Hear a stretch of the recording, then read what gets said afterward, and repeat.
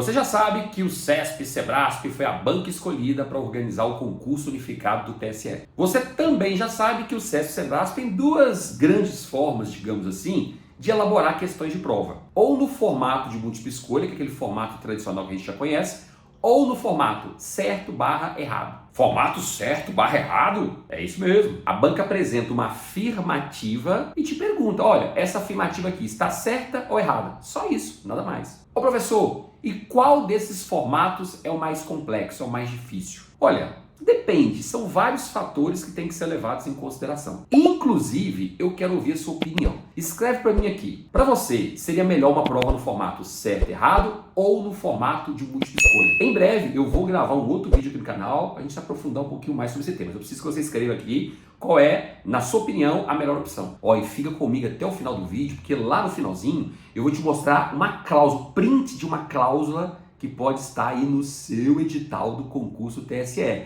Então, se essa cláusula estiver lá, você vai ter que se preparar para executá-la no dia da prova. Para começar, eu queria deixar bem claro, para a gente desmistificar aquela ideia de que quando é prova de múltipla escolha é uma prova mais fácil, uma prova mais simples. Nem sempre vai ser assim. No último concurso do TRE do Piauí, por exemplo, que foi organizado pelo CESP-Sebrasp, as provas foram aplicadas em 2015. A Ana Beatriz, que foi minha aluna da mentoria, ela passou em primeiro lugar para o cargo de analista judiciário da área judiciária. Apesar de ter ficado em primeiro lugar, sabe qual foi o percentual de acertos dela na prova? 82% uns quebradinhos. Sabe o que foi interessante? Ela era de Curitiba, né? Antes de ela viajar, ela já mandou mensagem: professor do céu, não passei não, a prova foi difícil demais, vou deixar de estudar, isso não é pra mim, blá blá blá. Saiu o resultado e ela ficou desesperada, aquela emoção toda, porque passou em primeiro lugar. Eu acho que isso é muito comum com quem faz concurso público, né? Aquela famosa depressão pós-prova. A gente pega uma prova que é um pouquinho mais difícil, né? Que a nota de corte tende a cair,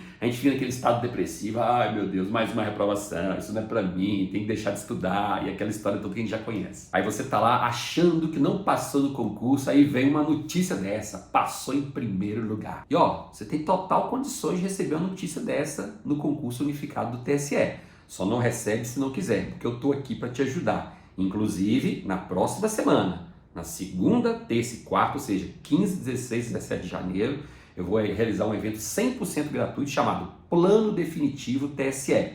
Vou deixar o link aqui para você se inscrever e lá eu vou te apresentar um raio-x com tudo que você precisa saber sobre o CESP-Sebrasp, além de apresentar o método que eu utilizei para passar em vários concursos, inclusive técnico e analista da Justiça Federal, o mesmo método que a Ana utilizou para passar em primeiro, e vários outros ex-alunos que hoje já são servidores da Justiça Federal. Então clica aqui e se inscreve, aproveita, que é 100% gratuito, as aulas não vão ficar disponíveis, então você tem que estar ao vivo comigo, com toda a sua energia, toda a sua garra, porque em 2024 você vai mudar a sua vida em definitivo. Estabilidade, um bom salário, boas condições de trabalho, 30 horas semanais, recesso no final do ano. Amém? É isso que vai acontecer com você. O fato é que nesse concurso do TSE, que vai ser organizado pelo CESP-Sebrasp, a minha opinião é que a tendência é que a prova seja no formato certo/errado. E sabe por que eu falo isso? Porque o próprio TSE, lá no termo de referência, deu uma deixa, dizendo assim: olha, a banca que for escolhida vai poder optar em fazer um concurso de múltipla escolha ou então fazer provas no formato certo/errado. Se o próprio TSE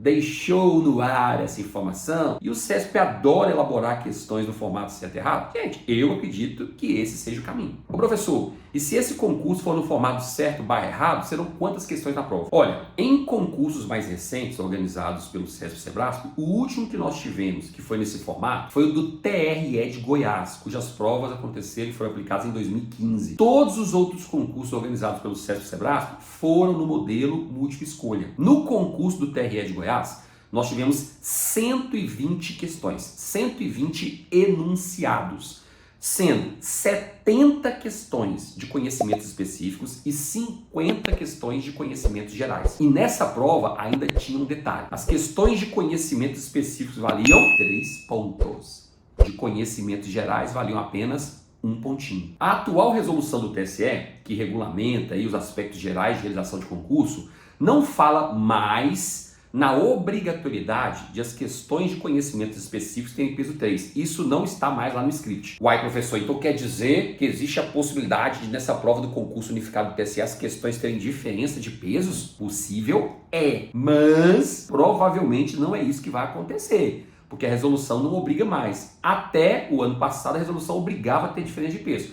Hoje não obriga mais, mas também não proíbe. Ô, professor, e teve aquele negócio de eu acertei tantas questões, mas se eu errei uma questão, eu perco 2 pontos, porque eu perco a pontuação de uma questão que eu tinha acertado. Teve esse negócio aí? Esse é o padrão do CESP-CEBRASP, né? Vou supor, se você erra uma questão, você perde a pontuação da questão que você errou, por óbvio, mas também perde 1 ponto de uma questão que você tinha acertado. É uma penalização que a banca coloca ao candidato. Só que no concurso do TRE de Goiás foi um pouquinho diferente. Olha essa cláusula que estava prevista no edital do concurso do TRE de Goiás, 8.11.2.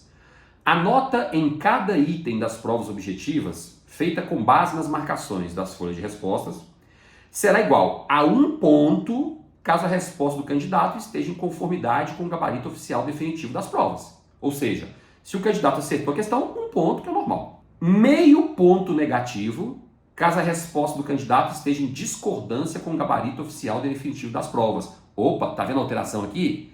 Em regra, se você erra a questão, você perde 1 ponto. Aqui nesse concurso foi apenas meio ponto. Já pegou mais leve o CESP-CEBRASP aqui.